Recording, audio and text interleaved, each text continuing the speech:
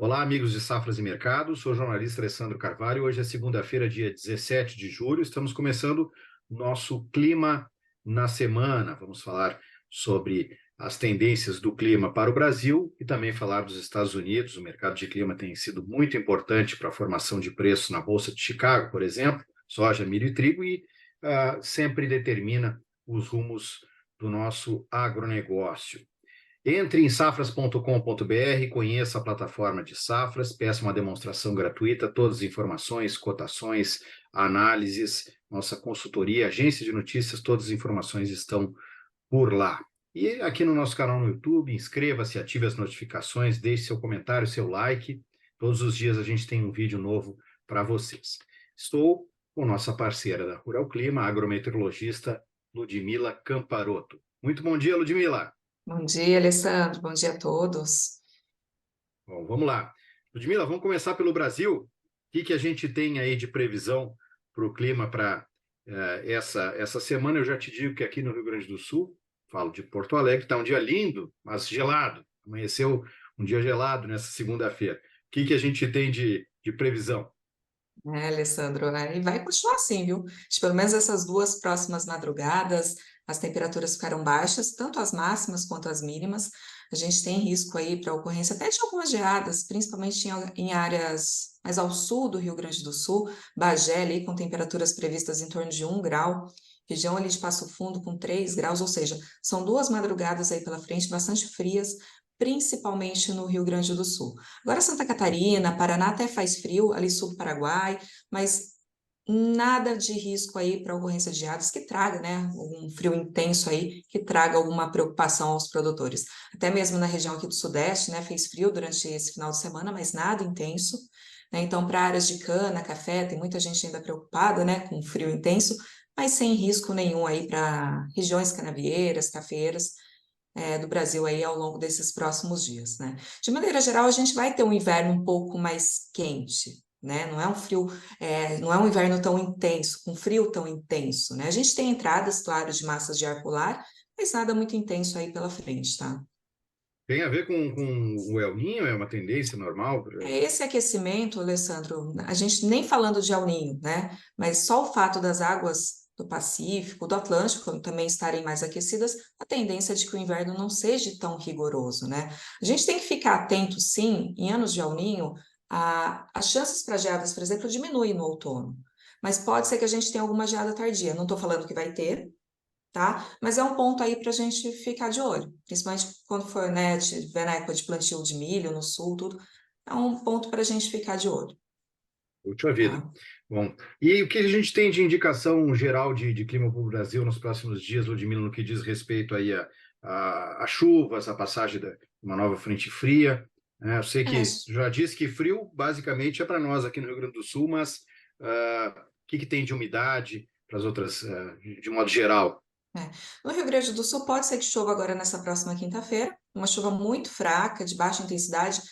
Paraná, entre hoje e amanhã, a gente tem possibilidade também de algumas chuvas na região mais norte de Santa Catarina, mais leste de Santa Catarina, e depois esse sistema que vai provocar essa chuva aí no Paraná, mesmo que de maneira bastante irregular, ele sobe pela faixa leste do Brasil. Então, sul de São Paulo, regiões de portos, né, do Paraná, de São Paulo, para essa semana pode ter aí um pouquinho de chuvas, né, o que vai complicar ali trabalhos de embarque. E esse sistema ele vai subindo pela faixa mais leste do Brasil. Então, Rio de Janeiro, Espírito Santo, sul da Bahia, deve ter chuvas aí até o final dessa semana. Nada muito intenso, tá? Mas tem essa possibilidade de chuvas. Depois a gente tem um novo sistema avançando pelo Rio Grande do Sul, mas na última semana de julho, ou seja, lá na próxima semana, é um sistema que vai avançar, levar chuvas mais abrangentes aí para o Rio Grande do Sul, tá? Mas que também não deve chegar a faixas da região central, sudeste do Brasil. Fica mais restrito ao ao Rio Grande do Sul, tá? E na região leste do Nordeste, a gente estava tendo muitas chuvas, plantio de cana por lá estava paralisado, e esses próximos dias também tende a ter tempo mais aberto. Se tiver chuvas, são bem mais irregulares do que a gente vinha observando, né?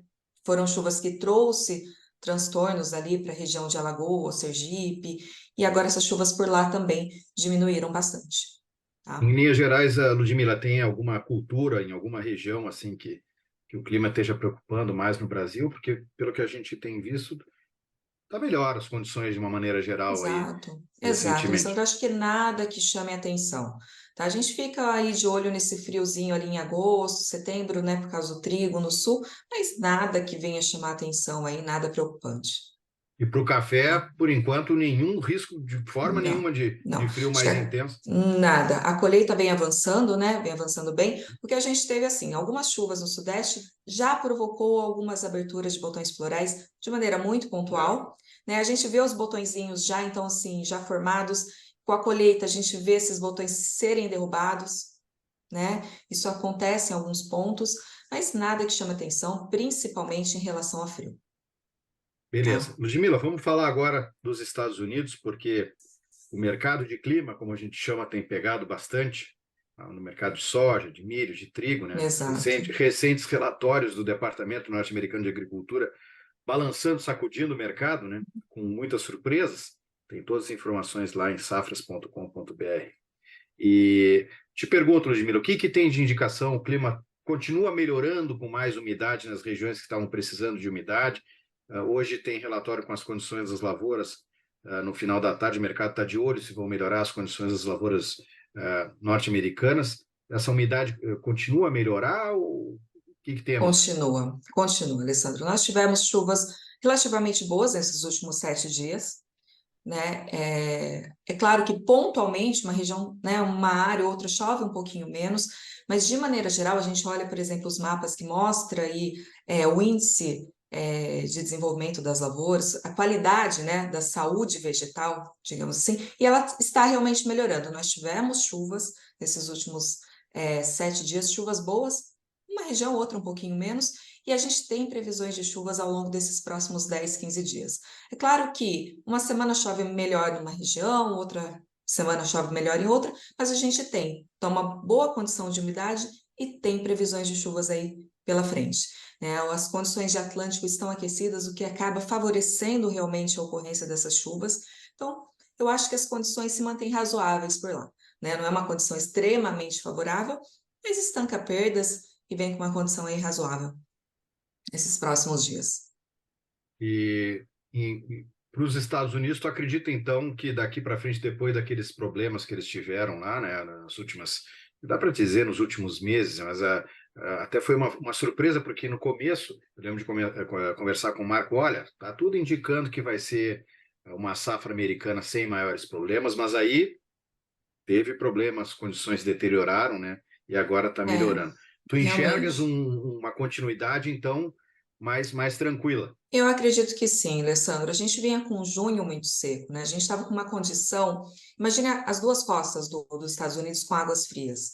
Então, por mais que você tivesse entrada de frente fria, ela não tinha condição para provocar chuvas tão boas. Ela vinha muito irregular. E realmente foi o que aconteceu. Mas as condições ao longo do mês de julho, né? Esses primeiros 10 de julho foram muito melhores. A gente teve um Atlântico mais aquecido, as chuvas realmente se confirmando, né? E com essa condição de Atlântico quente, tem previsões de frentes frias entrando, eu acho que as condições se mantêm boas aí, né? Como eu te disse, não é uma condição excepcional, mas você tem chuvas, pelo menos aqueles 15, 20 milímetros toda semana, que se confirme, né? Caso se confirmem realmente, não vejo maiores problemas. Pelo menos estanca perdas, né? Beleza. Ludmila, muito obrigado pelo bate-papo. Uma boa semana para ti, uma Boa boa semana a semana. todos. Digo para você continuar ligado na Rural Clima, em Safras e Mercado. Nosso site safras.com.br tem a plataforma lá, você pode pedir uma demonstração gratuita, todas as informações, nossa agência de notícias, nossa consultoria, cotações, gráficos, tudo na nossa plataforma. E aqui em Safras TV, no nosso canal no YouTube, sempre procure ficar ligado, inscreva-se, ative as notificações, porque todos os dias a gente tem um vídeo novo para você. Ludmila, muito obrigado, um abraço a todos, boa Eu que semana. agradeço. Boa semana.